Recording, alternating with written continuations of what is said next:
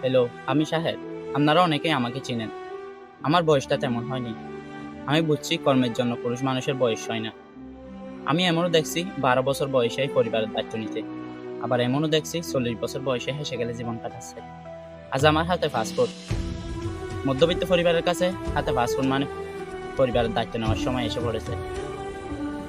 হয়তো কিছুদিনের মধ্যে দেশ ছাড়তে হবে।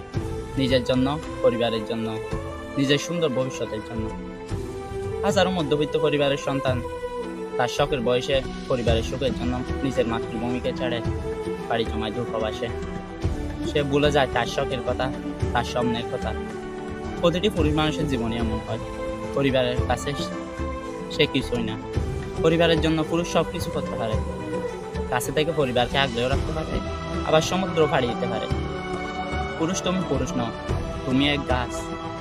ছায়া দাও সবাইকে, কিন্তু নিজে থাকো উদ্দাস।